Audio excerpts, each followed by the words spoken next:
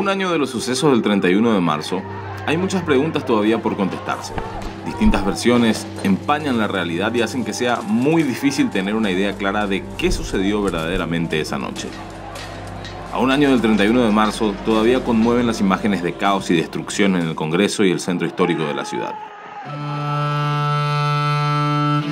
Todavía duele la muerte prematura de un joven compatriota, Rodrigo Quintana, y sobre todo, todavía persiste una necesidad de poder comprender mejor la historia, nuestra historia, de manera que podamos realmente aprender de ella.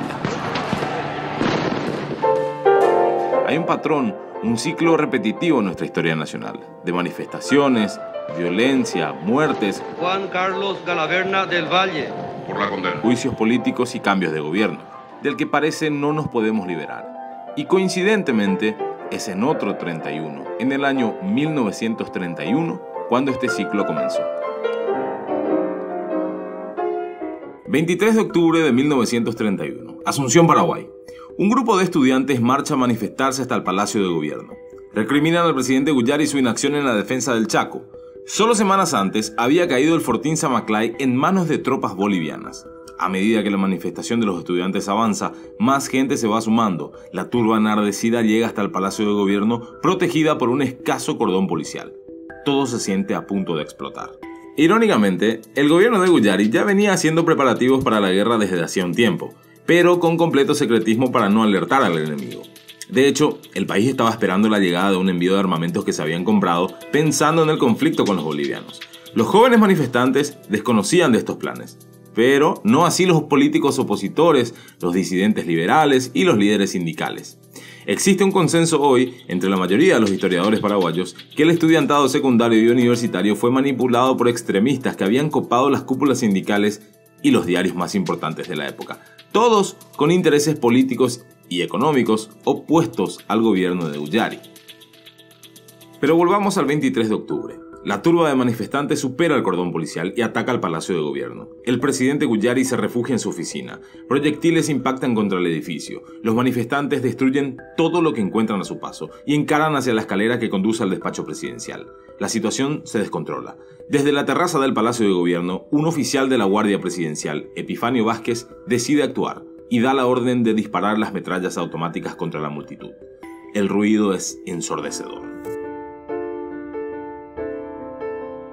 Ese día, 8 jóvenes compatriotas perdieron sus vidas. Grandes líderes juveniles que hubieran sido importantísimos en la guerra que la patria paraguaya estaba por enfrentar. El presidente Guyari se refugió en la escuela militar y delegó el mando presidencial. Se abría el proceso para el primer juicio político de la historia paraguaya. 2 días después, el oficial Epifanio Vázquez, quien podía aclarar y ayudar a entender muchos de los sucesos del 23 de octubre, moría en misteriosas circunstancias. El presidente Guyari se veía obligado a renunciar y si bien recuperaría el poder un tiempo después, ya nunca volvería a tener mandato ni gobernabilidad. Desde ese primer juicio político ha pasado mucho tiempo y han cambiado muchas cosas. Pero ese modus operandi, ese método del 31, parece repetirse una y otra vez. La historia paraguaya tiene esa lógica de repetición de ciclos donde se coloca un problema, el cual se trata de generar una matriz de opinión, una matriz de convicción por parte de la gente y a partir de allí se estimulan más los sentimientos primarios de la gente que el uso de la racionalidad a la hora de interpretar el fenómeno. A partir de allí desencadenar hechos que una cosa lleve a la otra y terminen como por ejemplo con el marzo paraguayo, el 31M, etcétera, es recurrente en la historia. Lo mínimo que debería hacer Cuba es renunciar y nosotros vamos a apoyar con toda nuestra fuerza el juicio político.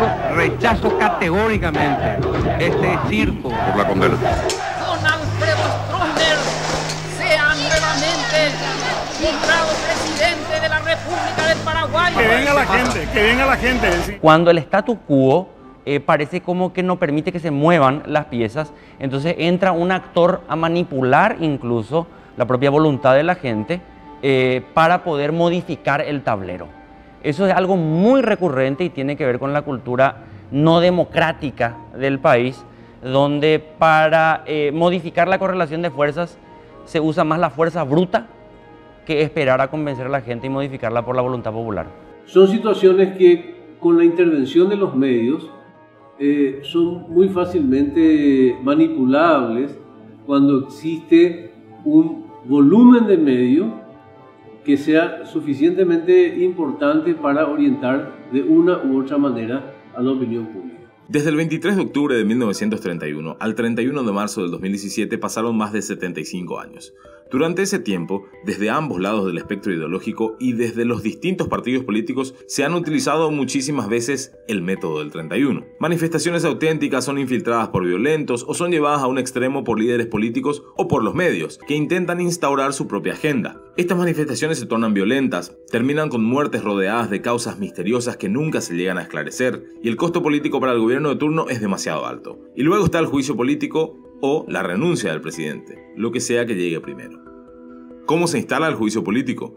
Esa narrativa siempre se construye desde los medios, pero el método exige que se encuentre una vía por la cual se pueda responsabilizar al presidente de las muertes. En el 2012, cuando el método del 31 se utilizó contra el gobierno de Lugo, se acusó al ex obispo de no estar al tanto de lo que estaba sucediendo, por no estar lo suficientemente comunicado con su ministro del Interior o la policía. En el 2017 se utilizó el mismo argumento contra el presidente Cartes, solo que al revés. Él era responsable de lo que estaba sucediendo porque estaba siguiendo los sucesos junto a sus colaboradores, muy preocupado y en constante comunicación con su ministro del Interior y con el comandante de la policía. Cartes y Blasciano, traidores a la patria, ustedes son responsables de esto. A pocos días del 31 de marzo, los líderes políticos de la oposición y los medios de comunicación se apuraron en instalar la narrativa. Que el cruce de llamadas entre agentes del gobierno y oficiales de la fuerza del orden probaba la tesis de que hubo una orden de entrar a disparar en el Partido Liberal.